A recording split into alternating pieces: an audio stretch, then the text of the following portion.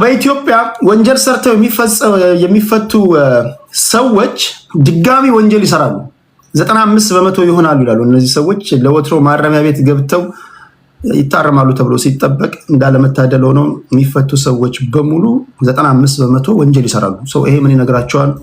ማረሚያ ቤቱ ማረሚያ ሳይሆን ጭራሽ ማባበሻ ነው ማለት ነው። አይ ዶንት ኖ እንዴ 95% ሰው ከተፈታ በኋላ ወንጀል ይሰራል።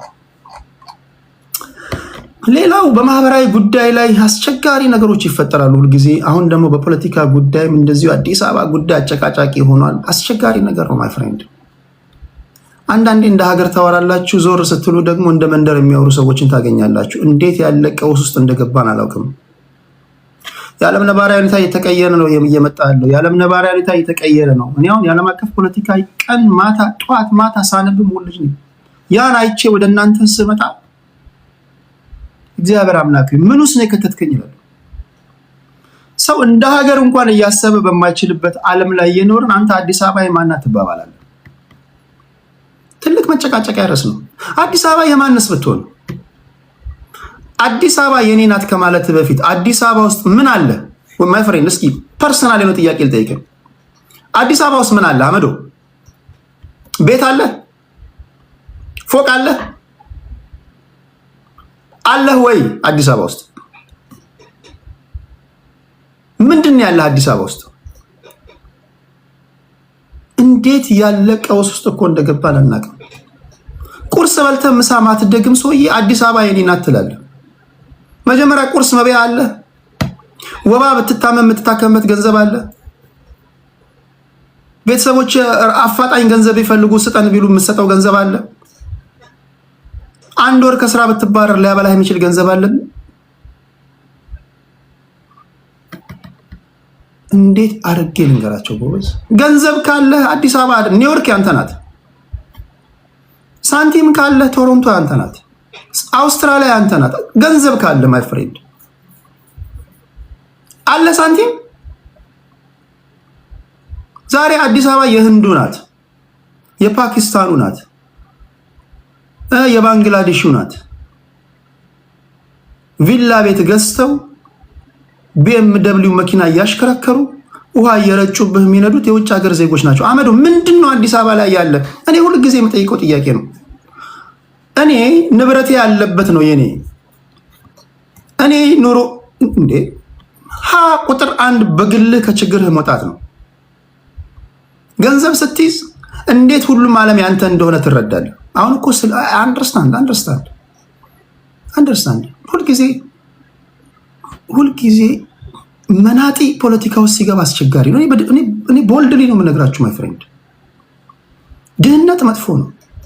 እስኪ ሀብታሞች ሳንቲም ያላቸው አስመጭና ላኪዎች ስትሬት ኦፍ ሆርሙዝ ተዘጋ ምናምን እያሉ የሚጨነቁ ጠዋት ፈረንሳይ ማታ ዱባይ ምናምን የሚሄዱ ሰዎች አዲስ አበባ የኔ ናት ብለው ሲከራከሩ አይተህ ታውቃለህ? እስኪ አንድ ሰው ንገረኝ፣ አንድ ሀብታም እቺ ከተማ የኔ ናት ብሎ ሲጨቃጨቅ ሰምተህ ታውቃለህ? አሁን የሰንሻይን ኮንስትራክሽን ባለቤት አቶ ሳሙኤል ሲከራከሩ ሰምተሃል? ኃይለ ገብረስላሴ ሲከራከር ሰምተሃል? እስኪ አንድ ሀብታም ንገረኝ። ሁልጊዜ መናጤ ብቻ፣ ሁልጊዜ እኚሁ ናቸው እኮ በባዶ ኪሱ ሆኖ 5 ሳንቲም ሳይኖረው እንትና የተባለ ተጫዋች በ250,000 ፓውንድ አስፈርመናል ይላል። እንዲህ መነግርህ እንዲሰማ ነው። ኑሮውን ሳትለውጥ ይሄ የኔ ነው አትበል ማይ ፍሬንድ። ኑሮውን ከለወጥ ዓለም ሁሉ ያንተ እንዴት እንደሚሆን ታያለህ። እየሰማኸኝ ነው? አዲስ አበባ የማን ናት? የቀበሌ ቤት አለ? እኔ አፈርሰው የቀበሌ ቤት አለ? አዲስ አበባ ውስጥ ቤት ተከራይተህ መኖር ትችላለህ?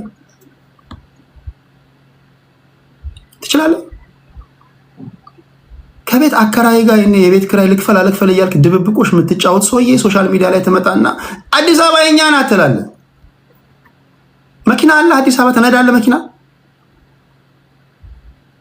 እንዲሰማ ነው፣ በግልህ እንዲሰማ ነው። እኔ በግሩፕ አይደለም ማወራችሁ፣ በግልህ እንዲሰማችሁ ነው። አላችሁ ገንዘብ ከድህነት ወጥተሃል በግልህ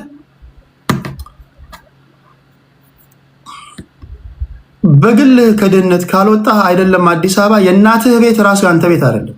እኔ አፈርሰውም። የእናትህ ቤት ራሱ ያንተ ቤት አይደለም፣ ያስወጣዋል። ውሸቴን ነው። እስኪ መናጢ ደሃውንና የወንድም እህቶችን ፊት እስኪ ያቸው። ወንድሜ ተንቀሳቀስ እንጂ ይለዋል። ቤቱን ለቀህ ወጣ ይለዋል። ወጣ ይለዋል። ዘመዶች ይቀርበዋል። ሲኖርህ ማታውቀው ዘመድህ ራሱ ይደውላል ከሆነ አካባቢ የእንትና ልጅ ነኝ እኮ ረሳኸኝ እንዴ ይላል። ማጣት መጥፎ ነው። እኛ ሀገር ፖለቲካ ላይ ማየው እኔ ማጣት ነው። ይሄው የምታየው ህዝብ ሲንጫጫ የምታየው ህዝብ ትንሽ ሲያገኝ የሚቀየረው ለዛ እኮ ይቀየራል። አሁን ድሮ እንትና ፖለቲከኛ ነበር፣ ድሮ እንትና ብሔርተኛ ነበር፣ ምን አግኝቶ ተቀየረ ዝም አለ ስትሉ ስታጠኑ ሰውየው ሳንቲም አግኝቷል። ድህነት ነው የሚያስጨው ማፍሬድ። ማጣት ያስጨዋል። ማጣት 70 አይነት ባህሪያቶችን ነው የሚከፍትብህ። ማጣት ያናጫል። እኔ እንደዚህ ሆኜ ያለፍኩበት ጊዜ ትዝ አይለኝም። እኔ ሁልጊዜ ራሴን ለመለወጥ በግል ተንደፋድፌ ህይወቴን ለመለወጥ መጀመሪያ ራሴ ኢቭን እናት አባቴን እንኳን ማስበው መጀመሪያ ራሴ ከተለወጥኩ በኋላ ነው። አይሆንም ማይ ፍሬንድ። አንተ በግል ህይወትን ሳትለውጥ በግል ከድህነት ሳትወጣ አንዳንዱ በጎን ተሄዳ ቸግሮኛል ምናምን የሚለው ሰውዬ ሶሻል መድረክ ላይ ስታየው ህዝቤን ነፃ ላውጣ ይልሃል። እኔ አፈርሰውም። በእናት መጀመሪያ ፋይናንሻል ፍሪደምህን ሳታውጅ ነፃ ላውጣ ሌላውን አትበል። ቤት ሀገር ነው መናጤ ሌላውን ነፃ የሚያወጣው። እስኪ አይተህ ታውቃለህ? መናጤ ሌላውን ነፃ ያወጣል። መጀመሪያ ራስን አውጣ ከድህነት። እኔ ራሴን ከድህነት አውጥቻለሁ ወይ? ሚስቴን ማኖር እችላለሁ፣ ባገባ ልጆቼን ማሳደግ እችላለሁ። እኔ በሞት በሆነ አደጋ ልጆቼ አደጋ ውስጥ ሊወድቁ ይችላሉ። ሴኪዩር አድርጌያቸዋለሁ። የትምህርት ቤት ከፍዬ ማስተማር እችላለሁ። እዚህ ላይ ልጆች በደግም ማሳደግ እችላለሁ። ሽሮ፣ በርበሬ፣ ስጋ የተመኛች የፈለጉትን ነገር ማብላት እችላለሁ።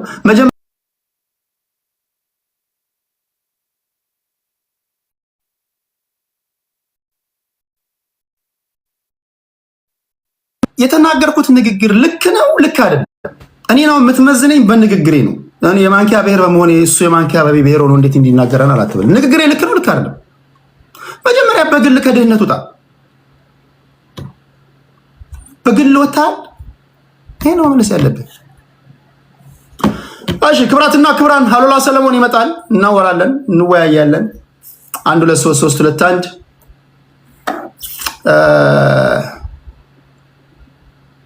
እንዴት ነው የማደርገው? እሺ ታፕ አድርጉ። ታፕ 100 ሺህ መግባት አለበት። እሺ ሌላ ጥያቄ ያለ? ሰላምታ ይድረሳችሁ። እንደመጣው ወረድኩባችሁ። አም ሶሪ። እንደዚህ መውረድ አልነበረብኝም። አንዳንድ ጊዜ ስለምታናዱኝ ነው። ሰላምታ ይድረሳችሁ። እሺ እንዲህም ብያችሁ የምትወዱኝ እንዴት ናችሁ? ሰላም ናችሁ? የምትወዱኝ የምወዳችሁ። እሺ ሁላችሁንም ሰላም ብያለሁ። ኦፊሻል ፔንኪለር ሰላም ብያለሁ። ሚሚ እንዴት ነሽ? ትዕግስት እንዴት ነሽ? ውዴ እንዴት ናችሁ? ሰላም ናችሁ ወይ? እሺ ታፕ አድርጉ። ምን ብትለን እንወዳለን። እኔም ወዳችኋለሁ። አገሬ ልጆች ስለሆናችሁ ነው። እኔ የሚጠቅማችሁን ነገር የሚጠቅመንን ነገር ልንገራችሁ ብዬ ነው እንጂ ታውቃላችሁ፣ በክፋት አይደለም። እሺ ሰላምታ ይድረሳችሁ። ሰላም ይብዛ፣ ሰላም ይብዛ። ሰላም ናችሁ ወይ? ከምራን ታፕ አድርጉ ሁላችሁም። 25 ሺህ ላይ ነው ያለነው። አሉላ ሰለሞን ሲመጣ ከአሉላ ጋር ቆይታ እናደርጋለን። አይ ቲንክ ዩቲዩብ ላይ ላሉ አድማጮች እንዲመች ዩቲዩብ ላይ እና ፌስቡክ ላይ ላሉ ሰዎች እንደዚህ ላርክ መሰለኝ። 1 2 3 2 1 እዛ ሄዳችሁ የሚሰማ ከሆነ ይሰማል ትሉኛላችሁ። አማራ ጠላት ነህ ወይ? እኔ አማራ ጠላት አይደለሁም። እኔን በግል ለምን ትጠላኛለህ? በል አንተ ነው የምታስጠላኝ። አማራን አልጠላም። ለምን ጠላለሁ? አንተ ግን ታስጠላኛለህ። ማይ አንተ ነው የምታስጠላኝ። እንዳታየኝ፣ ሁለተኛ እንዳላይ።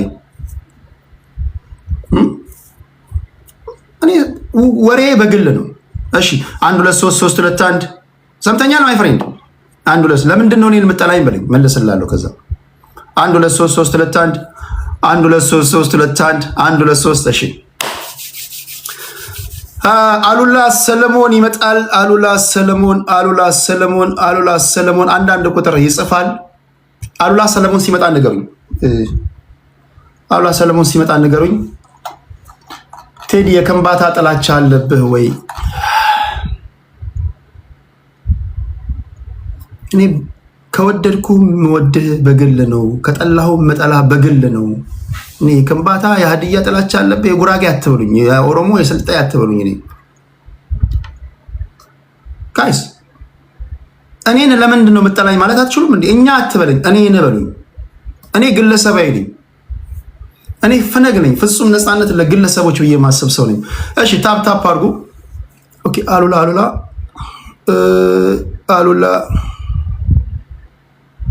አሉላ ሪኩዌስት ላክ።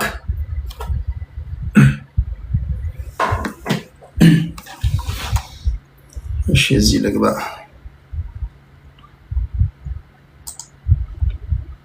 እሺ እዚህ ልግባ። እናንተ በወሬዛችን እየረስቸዋለሁ።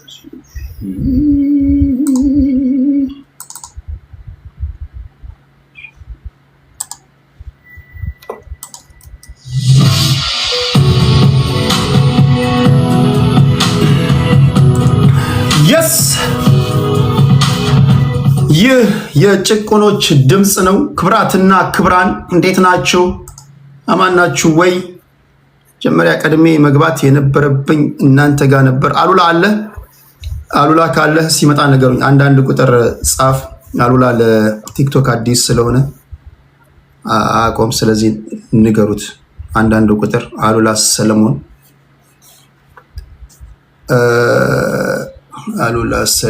አሉላ ሰለሞን እስኪመጣ ድረስ ያስገቡታል። አሉላ ሰለሞን እሺ፣ ታፕ ታፕ ታደርጋላችሁ። ዋና ነገሮችን ነግራችሁና ከነዚህ ከብሔር ፖለቲከኞች ጋር እንፋጫለን።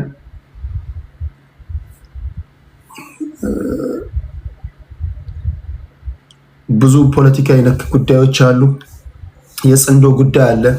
የጽንዶ ጉዳይ ጽምዶ ወይም ደግሞ ጥምረት ማለት ነው። ጽምዶ ማለት የተወሰኑ ሁሉም የፋኖ ኃይሎች አይደሉም። የተወሰኑ የፋኖ ኃይሎች የቲፒኤልኤፍ፣ የሻዕቢያ፣ ከሱዳን ደግሞ የሳፍ ወይም ደግሞ የሱዳን አርሚ ፎርስ ዋነኛ ሄድ ኦፊሱ ደግሞ ከግብፅ፣ በእኔ ትንታኔ ከግብፅ የሚመነጭ ነው። ማይ ፍሬንድ እኔ ስልጣን ላይ በሆን ከእናንተ ጋር አይደለም እንካ ሰላምታ የምጫወቱ። አይ ዶንት ቲንክ እንደዛ አይመስለኝም። እሱማ ውሃ ቅዳ ውሃ መልስ። ታስታውሳላችሁ እኔ ቆጣሪው ማጥፋት ነው ብዬ የዛሬ 6-7 ወር ነግሬያችሁ ነበር። አይሆንም። ከበደ ስልጣን ላይ ቢመጣ ይሄው ነው። አየለ ቢመጣ ይሄ ነው። ፋኖን በትመጣ ይሄው ነው። ከበደ ማንም በትመጣ ይሄ ነው። እሱ አይደል የኢትዮጵያ ችግር፣ እሱ አይደለም የኢትዮጵያ ችግር። ከዋናው ኦፊስ ቆጣሪ ማጥፋት ነው። ዋናው ኦፊስ በእኔ ትንታኔ ዋናው ኦፊስ ያለው ግብፅ ነው፣ ካይሮ ነው። ያን ደግሞ የምታደርጉበት ቀላሉ መንገድ ግብፅን መሸምቀቅ ሲቻል ነው። ግብፅን መሸምቀቅ ከቻላችሁና ግብፅን ማሰገድ ከቻላችሁ፣ ማንበርከክ ከቻላችሁ እዚህ አካባቢ ላይ እንዳናይሽ ማለት የሚችል አመራር ከመጣ አሉላ እሱ ነው። አሉላ መታል። አሉላ ሰለሞን አሉላ አንዳንድ ቁጥር ጻፍልኝ።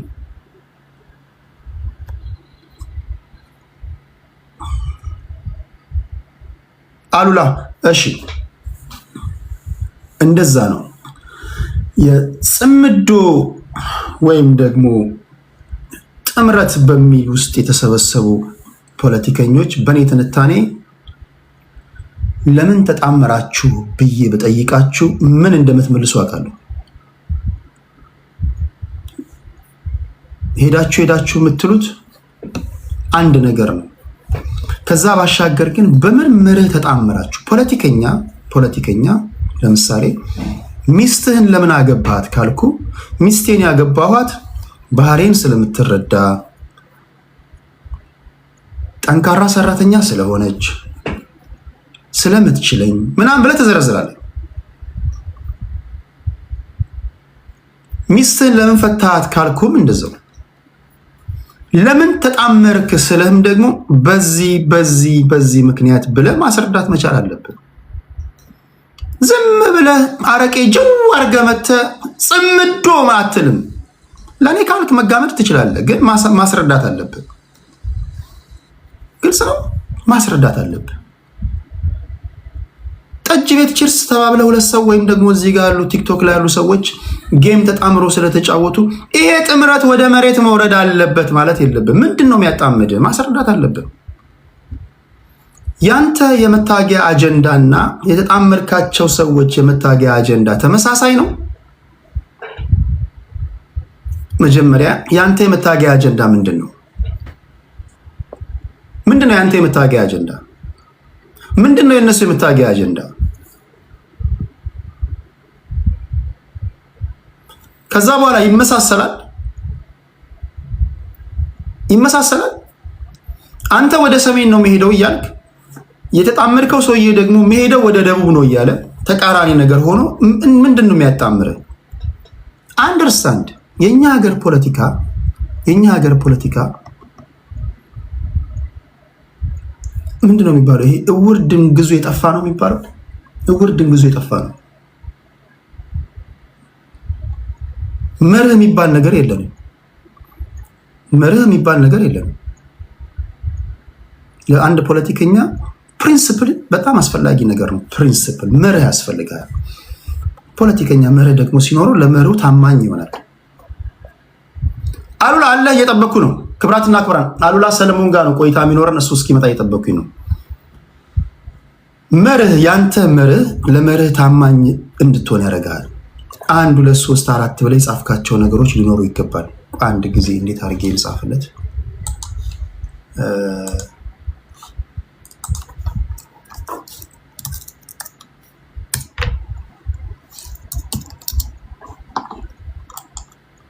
አሉላ ሲመጣ ላኩለት፣ አስገቡት። ገብቷችኋል ጋይስ? ይሄ ነፃ እናወጣቸዋለን ለምትሏቸው ህዝቦች ራሳቸው ጠቃሚ ነው። ለምሳሌ ህዝብ ይጠይቃል። እኔ እርግጠኛ ነኝ ነገር የአማራ ህዝብ ዴፊኒትሊ ይጠይቃል። ታስ ዋይ ደፍረህ ማትናገረው። እኛ ተጣምረናል ብለን ስንናገር አይተህ ታውቃለህ ምናምን የምትሉት ለዛ ነው። ህዝብ ይጠይቃል። ህዝብ ቀልደኛ አይደለም። ህዝብ በሲሪየስ ይጠይቃል። ለምን ባለፉት ምን ስትል ነበር? አሁን ምን እያልክ ነው ያለው? ማስረዳት መቻል አለበት። ምን አገባችሁ ማለት አይቻልም። ሁለተኛ ከተጣመርክ በኋላ ኦኬ ሐሳብን ካሳካ በኋላ ድጋሚ እንደማትደባደብ ምንድነው ማስረጃው? ከሻቢያ ጋር ተመሳሳይ የሆነ የመታገያ አጀንዳ አለ። ሻቢያ ምንድነው የሚፈልገው? ብዙ ጊዜ ነግሬያቸዋለሁ። እኔ የኢሳያስ አፈወርቂ ናሽናል ሴኩሪቲ አድቫይዘር ብሆን ይሄንን ነው ማድረገው። ለኢሳያስ አፈወርቂ ሄጄ የምነግረው ኢትዮጵያ የምትባለን ሀገር ማመስ አለብን። ለማመስ ደግሞ ማድረግ ያለብን እዚህም እዛም የተደራጁ የፖለቲካ ወይም የታጣቂ ኃይሎች ጋር ኢንፊልትሬት አድርገን ገብተን ከመንግስት ጋር ማታኮስ አለብን ብዬ ነው መክረው። እሺ መጥቻለሁ እያለኝ ነው። 1 ቁጥር ጻፍ አሉላ፣ 1 ቁጥር ጻፍ፣ 1 ቁጥር 1 ቁጥር ጻፍ። እነዚህ የምታዩቸው አስፓልት ላይ አቁመህ ብትጠይቀው ምንም ማስረዳት አይችልም። እሺ ታፕታፕ አድርጉ፣ ሁላችሁም ታፕታፕ አድርጉ። እሺ አሉላ መጥቷል። ለሁለት ላድርገው፣ ለሁለት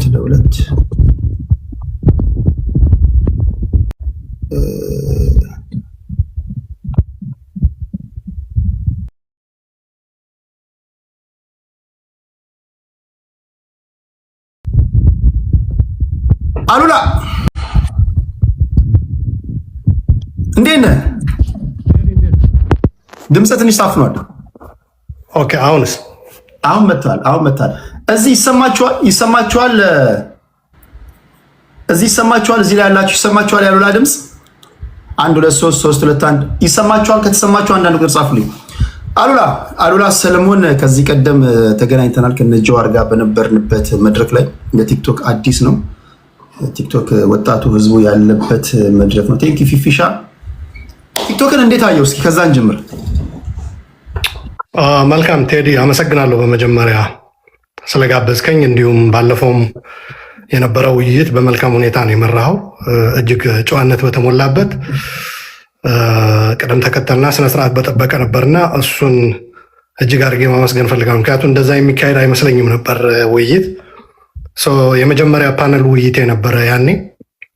አሁን ያው ለሁለተኛ ጊዜ ተገናኝተናል ማለት ነው። ቀጣይ ደግሞ ብዙዎችን በማካተት ያው እንወያያለን። ስለዚህ እጅግ አድርጌ አመሰግናለሁ። ጥሩ ነው፣ መልካም ነው። እስካሁን ድረስ ምንም መጥፎ ነገር አላየሁበትም እና በዚህ አይነት መልኩ ይቀጥላል ብዬ ተስፋ አደርጋለሁ። ጥያቄዎች ካሉ ለመመለስ ዝግጁ ነኝ። በምንድን ነው የሚባለው? በሰማይ ስር ነው በፀሐይ ስር ማንኛውም አይነት ጥያቄ መቅረብ ይችላል። ምንም ችግር የለም ለመመለስ። ያው የቻልነውን እንመልሳለን፣ ያልቻልነውም ደግሞ አብረን ተባብረን እየተወያየን እናየዋለን ማለት ነው። ስጋት አይግባ። እንደዚህ አምሮብህ እንደመጣ አምሮብህ እንድትሄድ የማድረጉ ኃላፊነት የኔ ነው። የዚህ መንደር አለቃ እኔ ነው። ምንም ስጋት አይግባ። ከአንተ የሚጠበቀው ይገባሉ፣ ጥያቄያቸውን ይጠይቃሉ፣ ትጽፋለህ፣ ትመልሳለህ። ደግሞ ያውቃሉ። ስርዓት ያላቸው ሰዎች ናቸው የኔ ቤት አድማጮች፣ ፍጹም ደረጃቸውን የጠበቁ ሰዎች ናቸው። ከአሉላ ጋር ቆይታ ካደረግን በኋላ እያንዳንዳችሁ ገብታችሁ ጥያቄ ትጠይቃላችሁ። ለእናንተ አንነግራችሁ መቼስ። ለዚህ ቤት አዲስ የሆናችሁ ሰዎች ፕሊዝ በኮመንት ንገሩልኝ። ይሄ ደረጃቸውን የጠበቁ ሰዎች መገኛ ነው። ማይ ፍሬንድ ውጣ ወይም ውጭ በሏት። ጽድት ያለ ውይይት ነው የምናደርገው። እዚህም በስልክ እየደወላችሁ ለምጠይቁ ሰዎች እድል ሰጣችኋለሁ። ስልኩን ዲስፕሌይ አደርጋለሁ። ለመጀመር ያህል ጠቅላይ ሚኒስትር አብይ አህመድ ወደ ስልጣን መጡ። በአንተ ትንታኔ ከዛ እንመጣለን ወደ ጥልቅ ወደሆነው ጉዳይ ላይ። በአንተ እይታ ላይ የጠቅላይ ሚኒስትር ወደ ስልጣን ከመጡ በኋላ ኃይለማርያም ደሳለኝ ወረዱ፣ ጠቅላይ ሚኒስትር አብይ አህመድ መጡ። ሽግግሩ ወይም ደግሞ የስልጣን ርክክቡ ችግር ፈጥሯል ብለህ ታስባለህ? አዎ ችግር ፈጥሯል። እንዲያውም እኔ ጠቅላይ ሚኒስትር ከመሆናቸው በፊት አብይ አህመድ የኢህአዴግ ሊቀመንበር ሊሆኑ ነው ሲባል ነው ትችት የጀመርኩት እና ታስታውስ እንደሆነ ወደ አሜሪካ ጉዞ ሲያደርጉ እንዲያውም ከሁሉም ህብረተሰብ የተውጣጣ ኮሚቴ ይቋቋም ተብሎ መጀመሪያ ዝም ብሎ የኢትዮጵያ አንድነት ኃይል አቀንቃኙ ያው ባደረጉት የፓርላማ ንግግር የእኛ መሪ ነው አሁን የመጣውና ገለል በሉ፣ ብሔር ብሔረሰብ ምናምን የምትሉ ትግራይ ነኝ አማራ ነኝ ምናምን የምትሉ ዞር በሉ ተብሎ ነበርና ብቻቸውን ሊቀበሏቸው ነበረ እቅዱ። ከዛ በኋላ ላይ ግን ዋሽንግተን ዲሲ የሚገኘው የኢትዮጵያ ኤምባሲ ሁሉንም ያካተተ ከሁሉም የተውጣጣ ነው መሆን ያለበት ተብሎ በዛ መሰረት የትግራይን ማህበረሰብ ወክዬ እንድገኝ ያው መርጠው ላኩኝ። ግን በጣም ችግር ነበር፣ መሳተፍ የለበትም የሚል ምክንያቱ ወያኔ ነው። ወያኔ ደግሞ 27 ዓመት ኢትዮጵያውያንን ሲያሰቃይ ነበረ።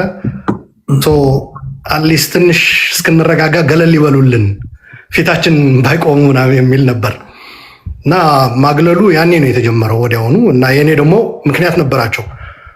እሱ ደግሞ በተለይ እናየዋለን ማህበራዊ ሚዲያ ላይ በተለያዩ ሚዲያዎች ጠቅላይ ሚኒስቴሩን ይተቻል የሚል ነበርና ገና ጠቅላይ ሚኒስቴር ከመሆናቸው በፊት ራሱ ይተቻቸው ነበር እና እንዴት ብሎ ነው የሚሆነው የሚል ነበር። እና አምባሳደሩ ተቸገርኩ አለኝ። አምባሳደር ካሳ ተክለ ብርሃን ነበር ያኔ፣ ለማያውቁት የብአዴን አመራር የነበረ ማለት ነው። ሚኒስቴርም ሆኖ ሰርቷል። አሁን አብርሃም በላይ የሚመራው የቆላማና ምናምን መስኖ ተብሎ የተሰየመ ያኔ የቆላማና የፌዴራሊዝም ምናምን ተብሎ ነበር የሚጠራው መሰለኝ።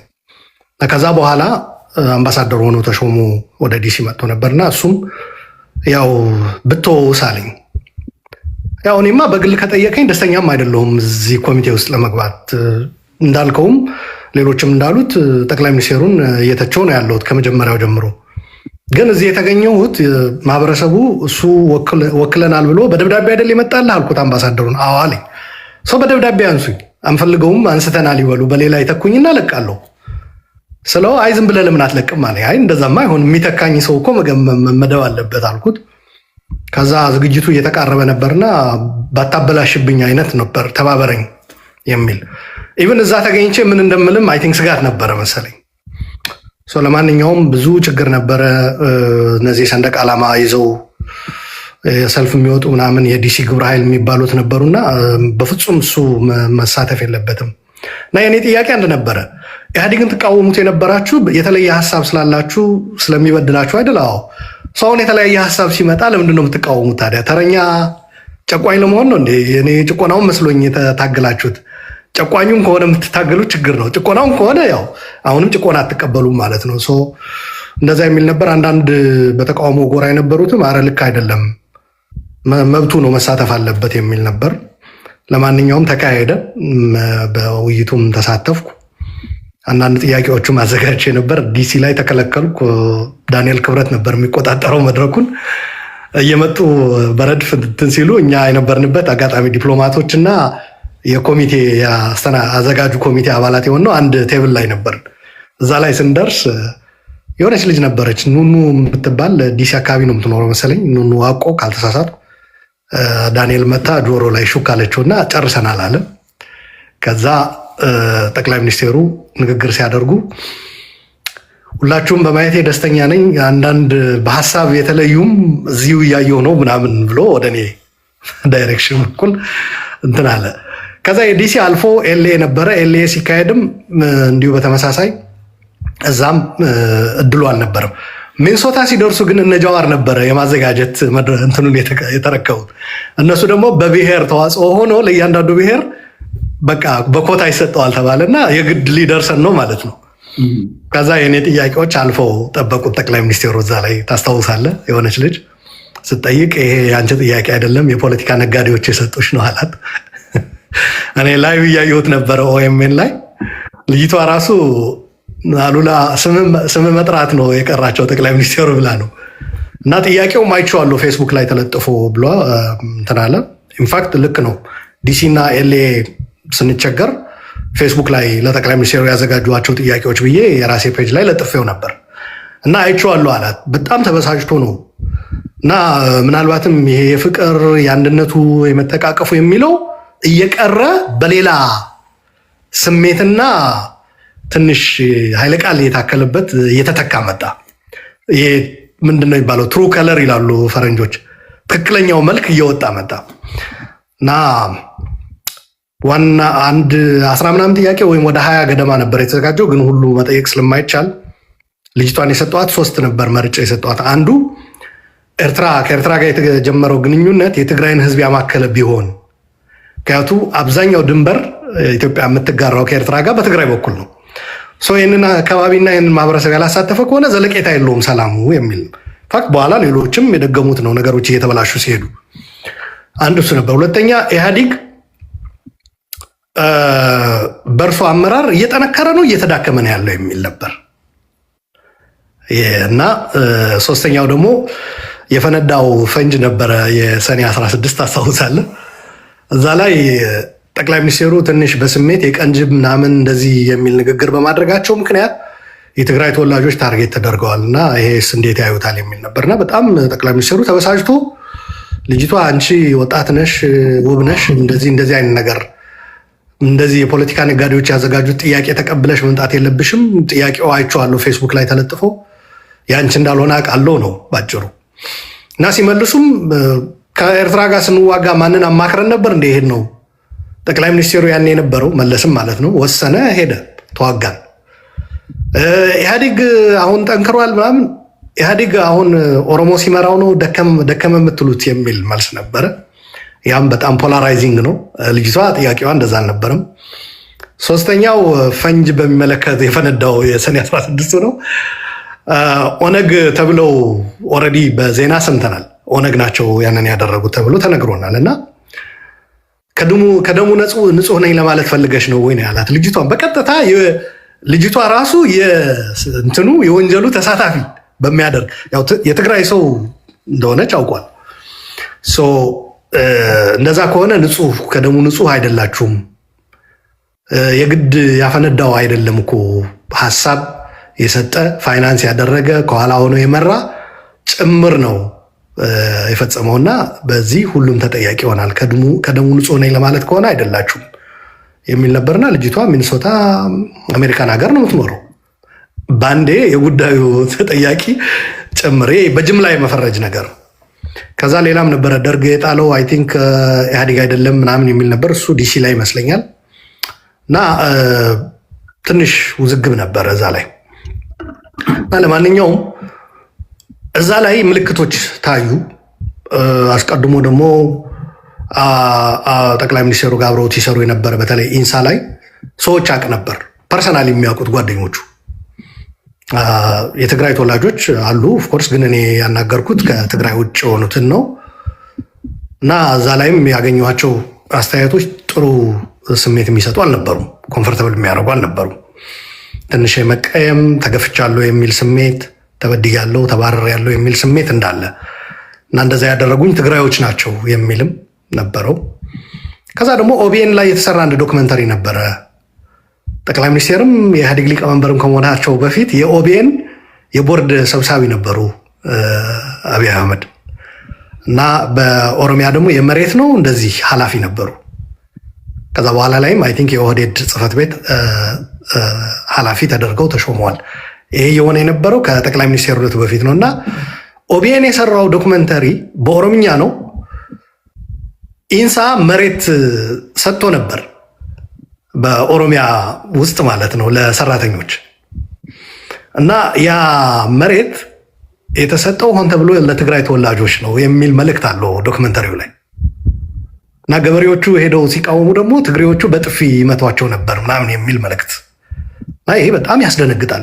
በእንደዚህ አይነት መልኩ ወደ ስልጣን ለመምጣት የሚደረግ ቆይ እየተፈለገ ያለው ምንድን ነው ነው ያለፈ ስህተት በሌላ የሚሳሳት አካል መተካት ነው ወይስ ያለፈው ስህተት ታርሞ ህዝቡን በአንድነት ወደ አንድነት ማምጣት የነበሩ ቁርሾዎች ቅሬታዎችን ማከም ነው መሆን የነበረበት። ምክንያቱም ኢህአዴግ ተሳስቷል ካልክ ቀጥሎ የምታመጣው አመራርም ስርዓትም ከዛ የተሻለ መሆን አለበት።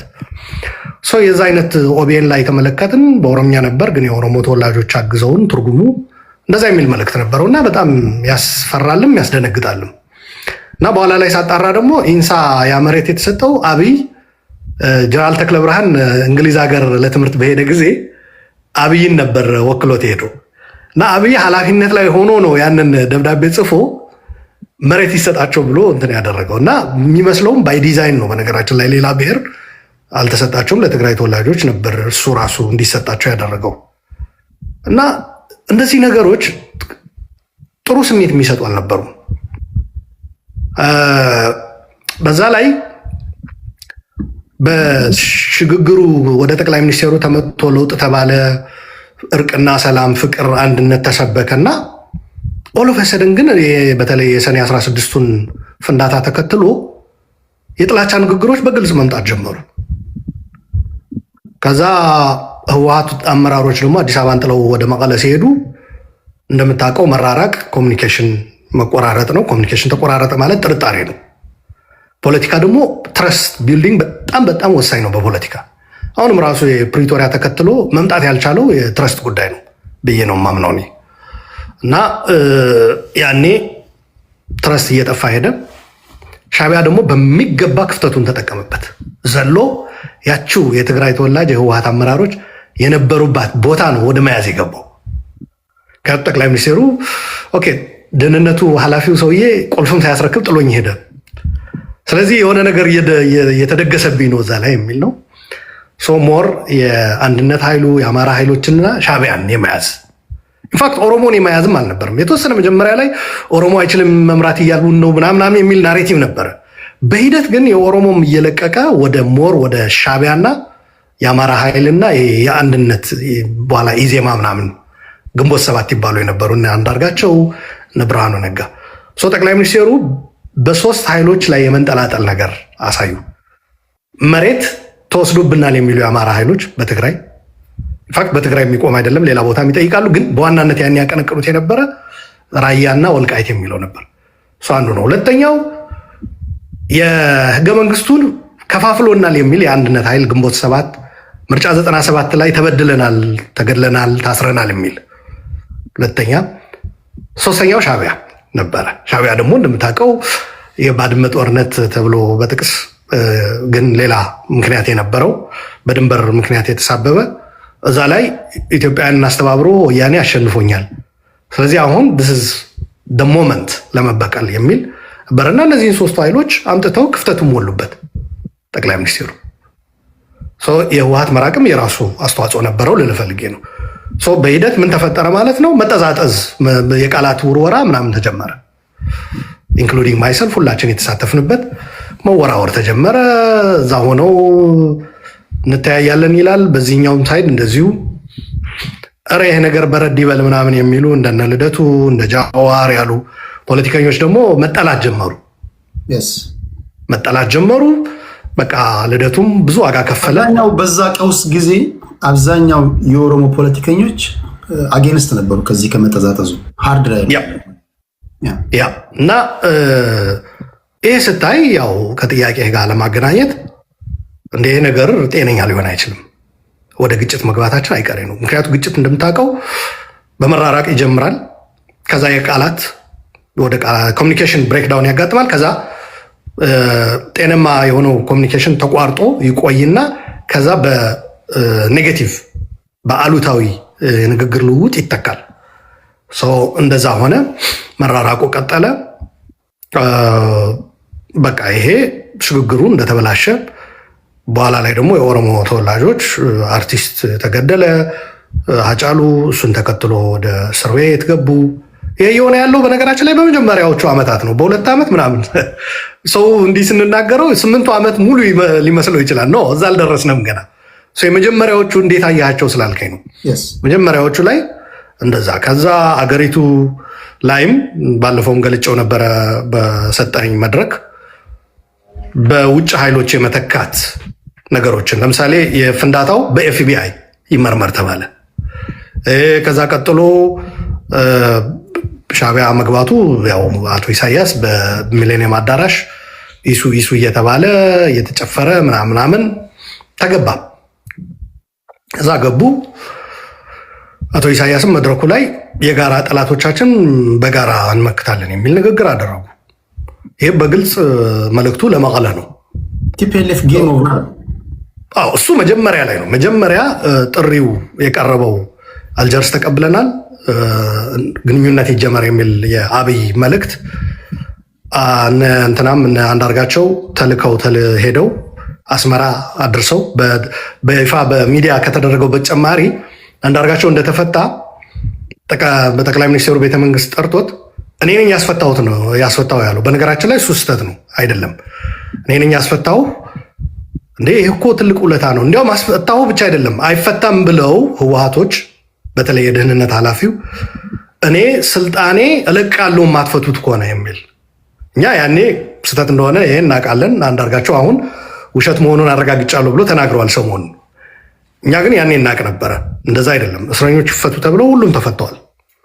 በኢህአዴግ ደረጃም ነው የተወሰነው። ያኔ ለማርያም ከመውረዳቸው በፊት መስረኞች እንዲፈቱ አራቱ የኢህአዴግ እንትኖች መጥተው ማዕከላዊ እንዲዘጋ፣ እስረኞች እንዲፈቱ ሁሉ ይሄ ወስነዋል።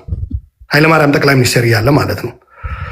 እና በእንደዛ ሂደት የተፈታ ሰው እኔ ስልጣን እለቃለሁ ብዬ ነው ያስፈታው ሲለው፣ ግን ለዚህ ለሰራው ውለታ ለዋልኩል ውለታ ከኤርትራ ጋር የተሻለ ግንኙነት ያላችሁ እናንተ ግንቦት ሰባቶች ናችሁ ከአቶ ኢሳያስ ጋር አገናኘኝ የሚል አሳይመንት ሰጠው።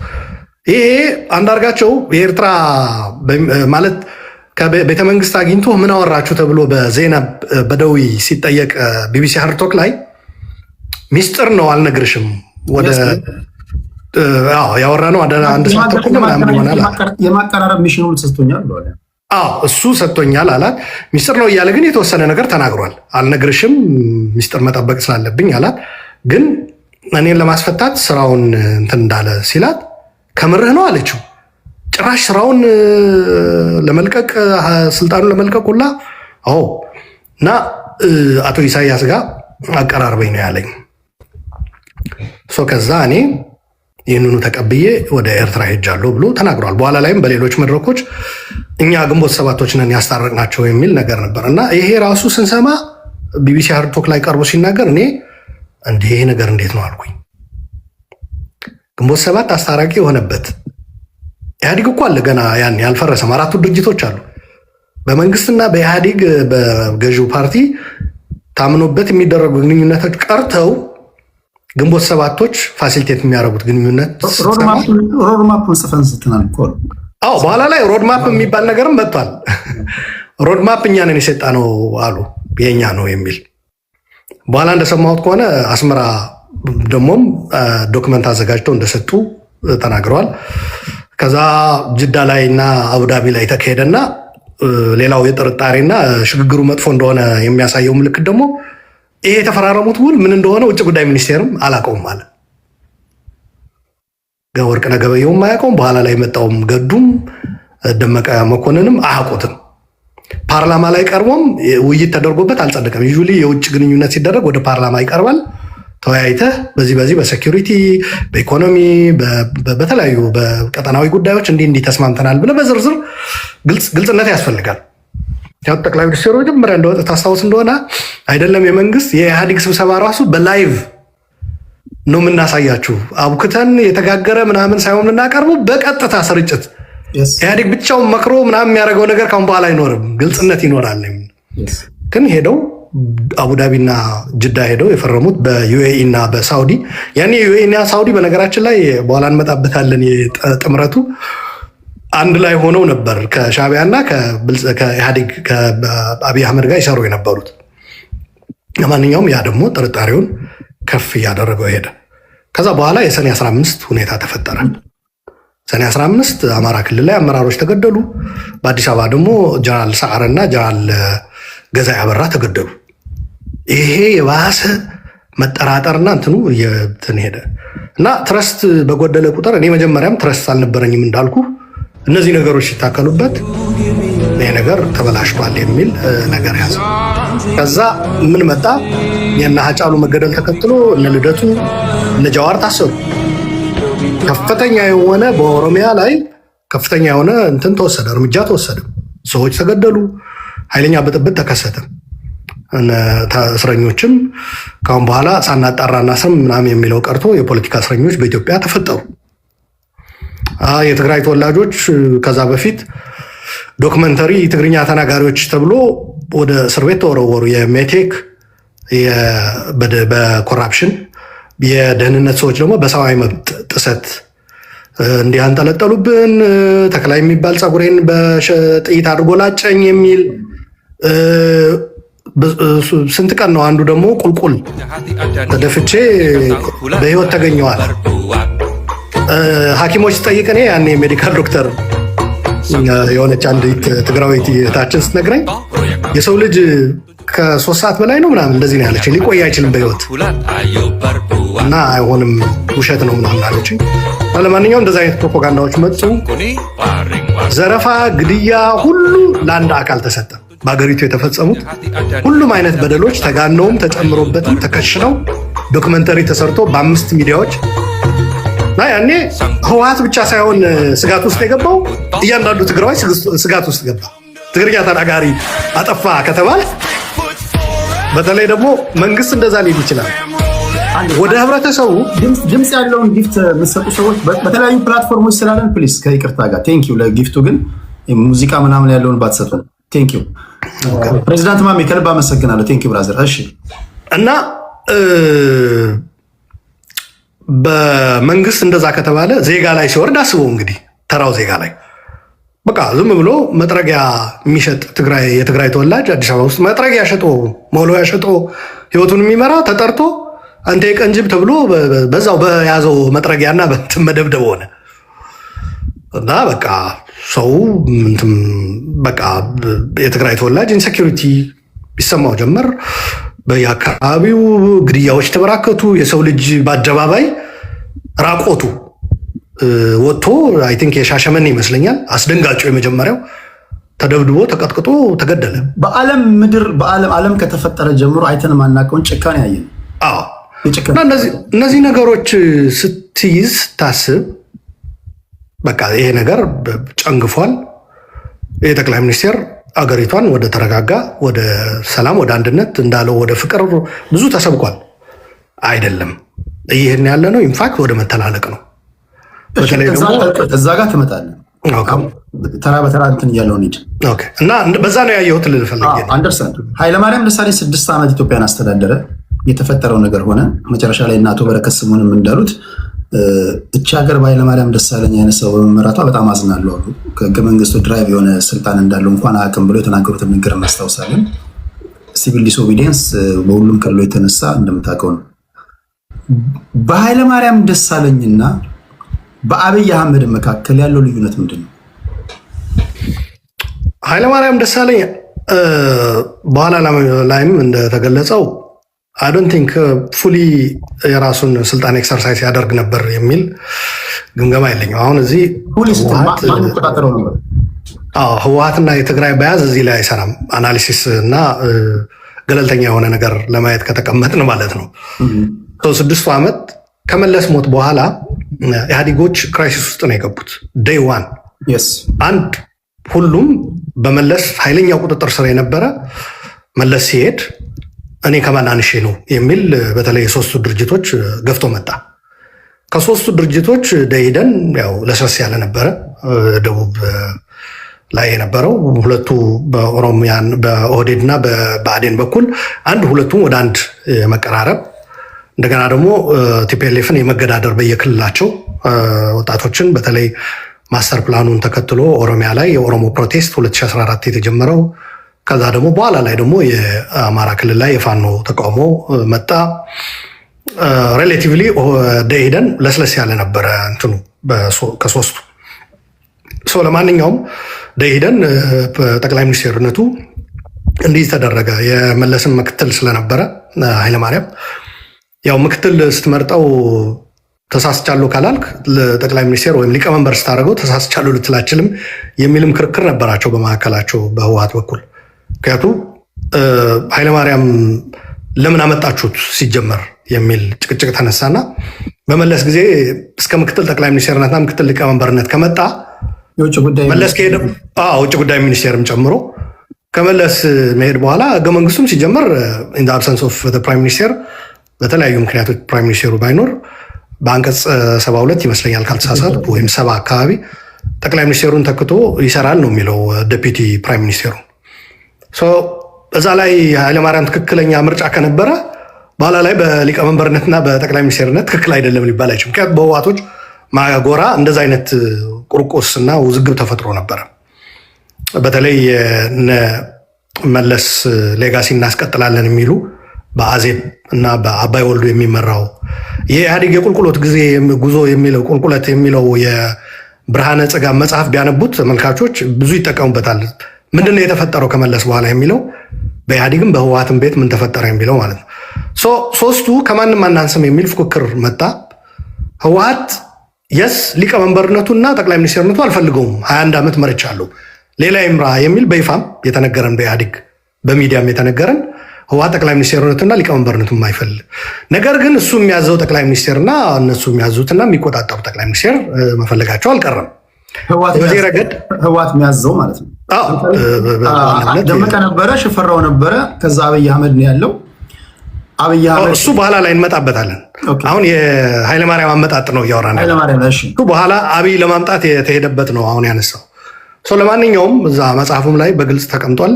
ህወሓትም በመካከላቸው የመለስ እንትን እናስቀጥላለን የሚሉ እና አይ ለውጥ መኖር አለበት የሚሉ ተፈጠሩና በአቦይ ስብሃት የሚመራ አዜብን የሚገዳደር ኃይል መጣ።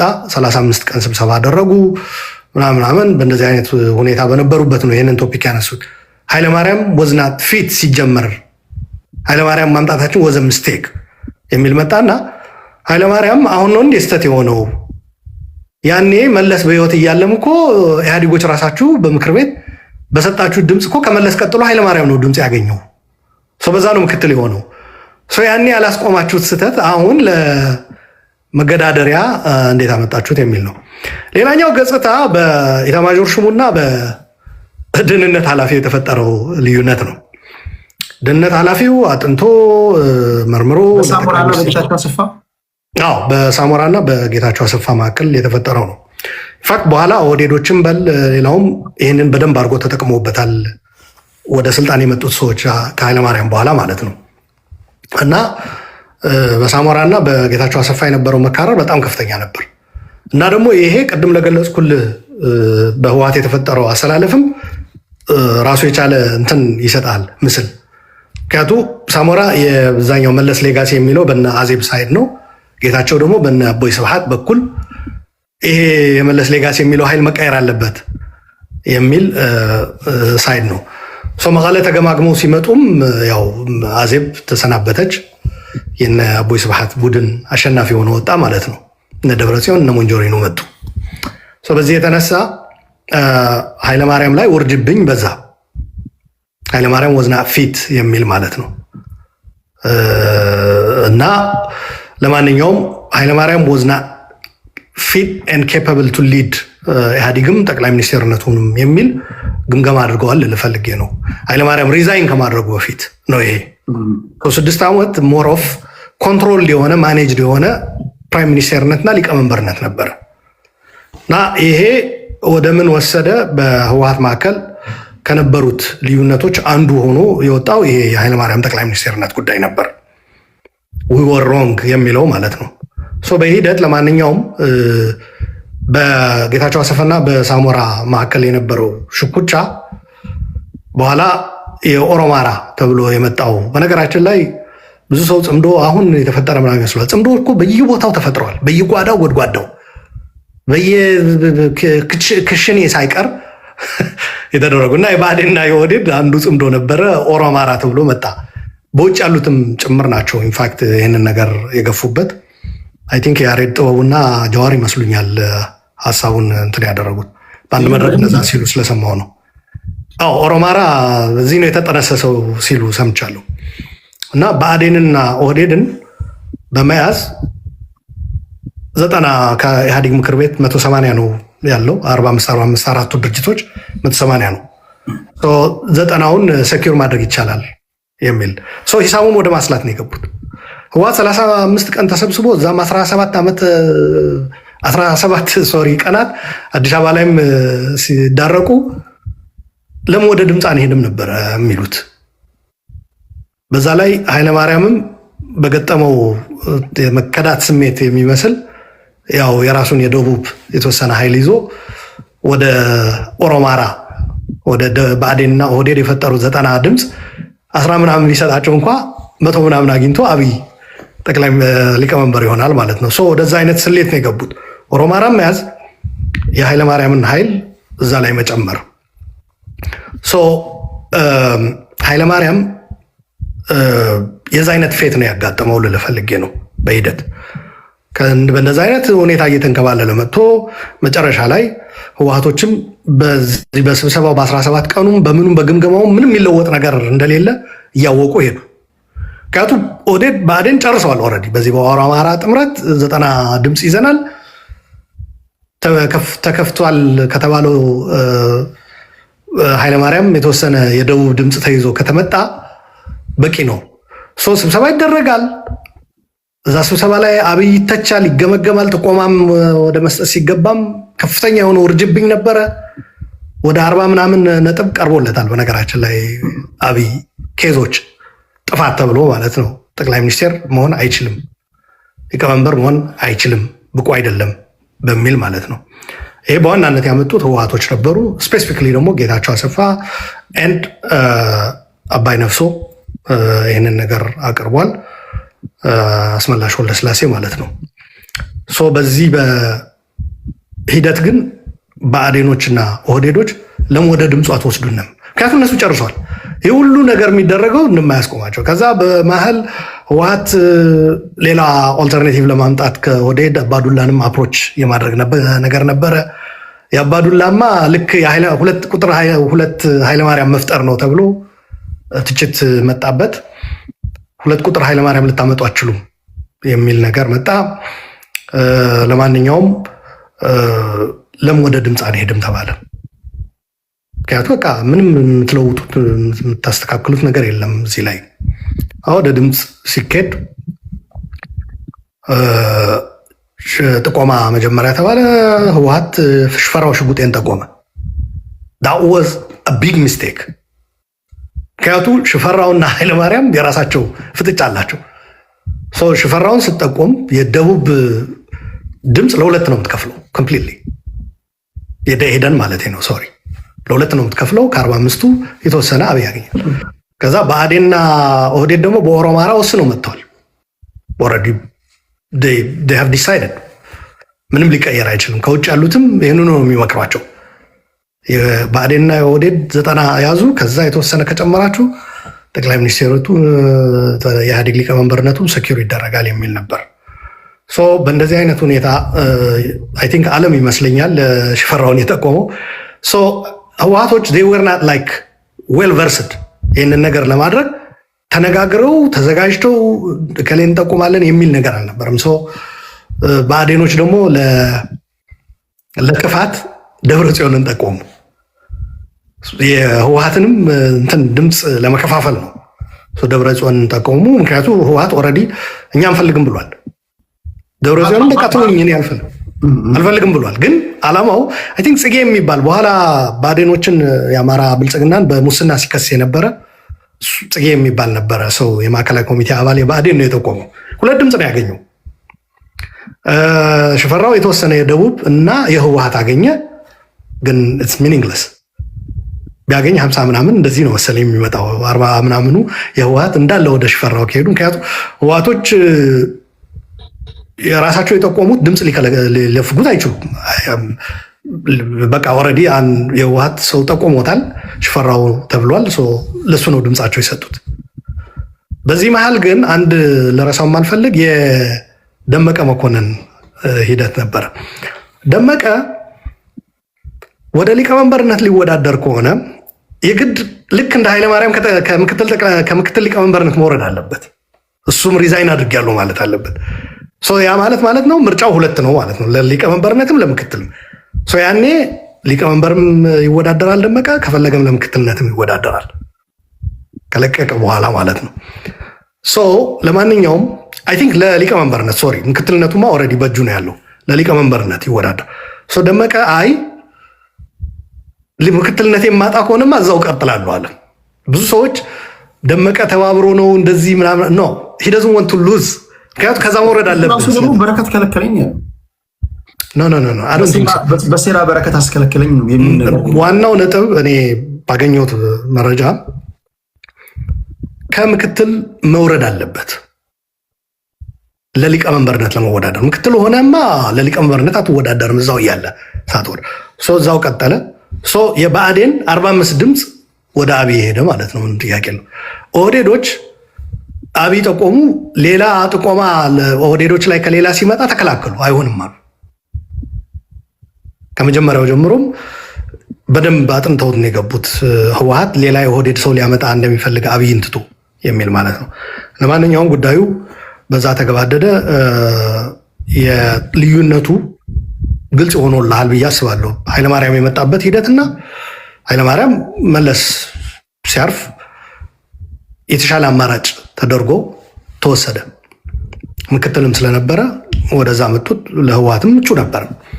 በኋላ ላይ ግን ይሄ የማፈንገጥ ከመለስ በኋላ የማፈንገጥ ሂደት ወዲያው መለስ ከሞተ በኋላ ተጀመረና ሙሉ ቅርጽ ይዞ በኋላ ላይ በኦሮማራም በብአዴንና ኦህዴድ ጥምረት ከዛ ኃይለማርያም ጆይን አደረገው። በመከፋቱ ምክንያት ሙሉ ቅርጽ ያዘ። በእንደዚህ አይነት ሁኔታ ሁለተኛ ህወሓት ኮንትሮል አለኝ የሚለው ሰው ብቸኛው ጠቅላይ ሚኒስትር ኃይለማርያም ደሳለኝ 5 ምክትል ጠቅላይ ሚኒስትሮች ተመድበውለት ማለት ያ እሱ በኋላ ያመጡት ኢህአዴጎች አንድ ነገር ነበረ። አንድ ምክር ቤት ውስጥ የሌለ ሰው ምክር ቤት ውስጥ ከሌለ ያው በክልል ማለት ነው።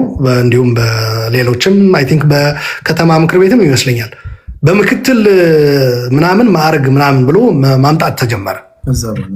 አዎ ሌላ ብዙ ምክትሎች በክላስተር ምናምን ተብሎ መሾም ተጀመረ። የምናምን የኢኮኖሚና የምናምን ክላስተር በምክትል ጠቅላይ ሚኒስቴር ማዕረግ ተብሎ 4-5 እንደዚሁ በተኮለኮሉ በኃይለማርያም በኩል። በሌላው በኩል ደግሞ ትግራይ ላይም እንደዚሁ በተመሳሳይ የዚህ አይነት ህወሓት ይከተል ነበረ። ደብረጽዮን የፌዴራል ምክር ቤት አባል ነበር። አዎ ምክንያቱ የፌዴራል ምክር ቤት አባል ነበር። የትግራይ ክልል ምክር ቤት አባል መሆን አለበት ፕሬዚዳንት ለመሆን እና አባይ ወልዱን አውርደው ደብረጽዮንን ወደ ፕሬዚዳንትነት ለማምጣት አባል ስላልሆነ በምክትል ፕሬዚዳንት ተብሎ ከዛ ፋሽን ሆነ። በቃ እሱ ነገር ፋሽን የደሞዝም ጉዳይ ነው። ድርጅቶቹ 4ቱ ድርጅቶች የድርጅት ስራ የሚሰሩላቸው ሰዎች አሉ። የድርጅት ስራ በመንግስት በጀት አይሰራም። ደሞዝም መውሰድ አችልም። ግን ምን የሚል አመጡ? በዚህ በምክትል ምናምን ማዕረግ የሚል በየጽህፈት ቤታቸው ያሉ ሰዎች ደሞዝተኛ ያደረጓቸው። የሚሰሩት የፓርቲ ስራ ነው፣ ግን በምክትል ምናምን በሚል ማዕረግ ግን የመንግስት ፔሮል ላይ ደሞዝ ይወስዳሉ። ይሄ ያም የፈጠረው እንደነበረ እረዳለሁ። ለማንኛውም አይ ቲንክ ዲፈረንሱ ግልጽ ነው ብዬ አስባለሁ። አሁን ባቀረብኩት ነገር በኃይለማርያም ጊዜና በአብይ ጊዜ። ዩቲዩብ ላይ፣ ፌስቡክ ላይ፣ ቲክቶክ ላይ እያደመጣችሁ ያላችሁ አስገባችኋለሁ። በተደጋጋሚ እንደምናገረው ስለምትናገር እዚህ የተከበሩ ሰዎች መገኛ ነው ጋይስ። ዝም ብለህ ሪኩዌስት ልከህ የምትገባበት ቤት አይደለም። እኔ አውቃችኋለሁ። እያንዳንዳችሁን ሪኩዌስት ልካችሁ ላሉ ለምታቀርበትን ጥያቄ እንድታቀርቡ አድርጋለሁ። በስልክም ያን አደርግላችኋለሁ። አድማጮች ከልብ ነው የማመሰግነው። ታፕ እያደረጋችሁ ላላችሁም እንደዚሁ። ኃይለማርያም ላይ አንድ አፍታን ቆይና ከዛ ወደ አብይ እንመጣለን። ኃይለማርያም ደሳለኝ በነፃነት ስራውን እንዳይሰራ የተደረገው ባለፉት 7 ዓመታት የቲፒኤልኤፍ የበላይነት በዛች ሀገር ላይ ስለነበር ነው። ለዚህ ማስረጃው በአንድ ወቅት ጌታቸው ረዳ የተናገሩትን ንግግር ሰምተህ ከሆነ ወደ ቢሮ ስገባ ኃይለማርያም ጠረጴዛ ላይ አቀርቅሮ አገኘሁት አለ። ከዛ ምን ሆኖ ምናምን ብዬ ስጠይቅ ከኔ በፊት የገቡ የቲፒኤልኤፍ ሰዎች ነበሩ፣ የሆነ አላስፈላጊ ንግግር ተናግረውታል እና ከዛ በኋላ ሄድኩኝና ለምንድነው ሰውየውን ስራውን እንዳይሰራ የምታደርጉት ብዬ ነገርኳቸው። ከዛ በኋላ ኃይለማርያም ደሳለኝ ላይ ያርፍ የነበረው ጫና እየቀነሰ መጣ።